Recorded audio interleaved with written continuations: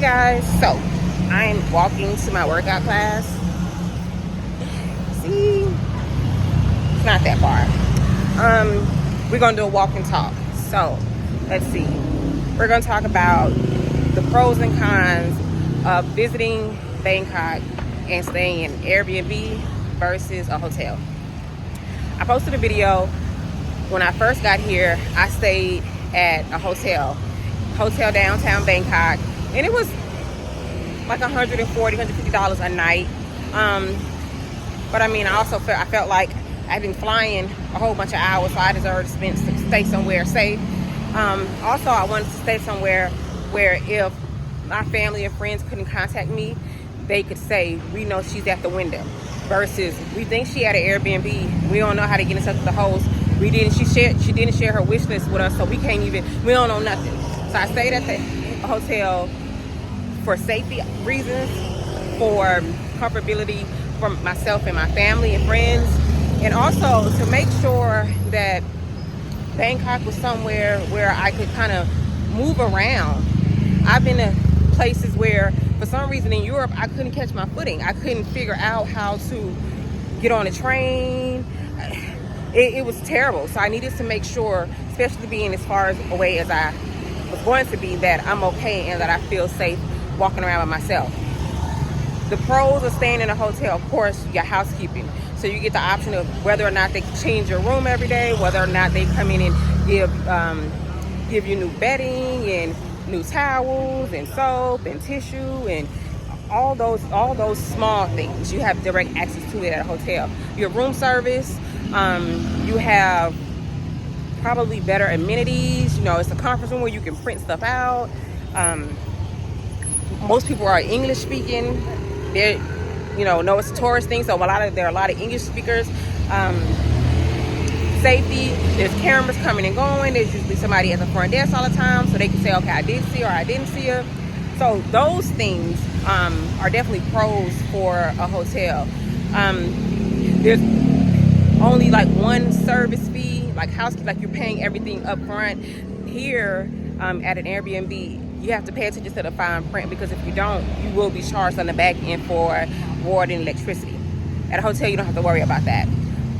So also, in terms of like watching TV, of course you have more options in terms of Netflix and Hulu and streaming channels, and some of the cable channels are in English, and I didn't find that was the case in an Airbnb. So there are definitely a lot of pros for a hotel. In terms of an Airbnb, I stayed at an Airbnb for about 3.5 weeks. In my opinion, my Airbnb was better because of the location. I had direct access to everything that I would ever need right across the street. I think a lot of it is going to depend on your host. My host was phenomenal. I think when you're looking for an Airbnb, when I'm traveling internationally, I'm traveling by myself, I always do a super host 5-star. For me, I feel comfortable when the reviews are all 5 stars, and when the reviews are all consistent, when the reviews are over 50 people reviewing it. So this ain't just somebody cousin in them. These are real people that staying there. That for me, that makes me feel more comfortable. So I had the access to everything that I needed. My host was phenomenal. I was able to kind of understand the lay of the land. I was able to kind of walk around and kind of feel more like I lived there, versus being in a hotel feeling like you are visiting there. I felt more at home inside the unit.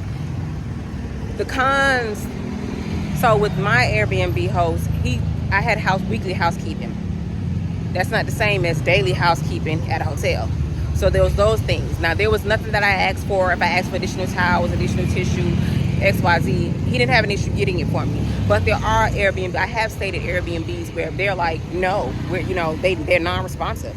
At a hotel, you don't have to worry about people being non-responsive, because you can go downstairs and you're gonna see me face to face. I need this, I need that. If something was to break, then you don't have to wait on maintenance. Maintenance is a phone call away. So there are little things like that. In terms of like safety, I felt safe at my Airbnb, but there have been other Airbnbs that don't have a gate, that don't have a guard, that don't have a key to get in, that don't have, we had to wave our hand to even come in and out. There were like 4 different checkpoints before you could even get in. For me, that's what was important. So I could have gone for a smaller, cheaper Airbnb, 3.5, 4 stars, and paid half of what I paid. But for me, I needed to be comfortable, especially with me being by myself. I had to check out the Airbnb and come stay at a hotel, because initially I only booked the Airbnb for a couple of weeks. Once I realized I loved it, I extended my stay as long as I could, but he had someone else coming in. So I did end up finding a hotel, which I did post that video. That hotel was cheaper than the first hotel. I like this hotel a lot because, once again, I have there's a grocery store, there's like a whole bunch of stuff down there. There's like 2 night markets, there's 7-Elevens everywhere. Again, this gives me an opportunity to see how I am in another neighborhood if I'm to move here. I wanted to check out different areas in the city of Bangkok just to make sure that I felt comfortable. Love the fact that the place that I'm going to, the gym, they have my favorite classes. They have spinning, they have cycling, Zumba, weight training. I'm gonna do MMA boxing today. So those things matter to me, and I think that's a big thing when it comes to Airbnbs. Figure out what matters to you, and then you'll have a better understanding of what works for you, whether it be a hotel or Airbnb. Now, I have a friend coming in a couple of days. We're gonna stay in a 2-bedroom Airbnb, 2 bedroom, 2 bath, and I think it's kind of essentially located downtown, close to where I stay downtown. I'm gonna do a review on that one and let you guys see what it looks like.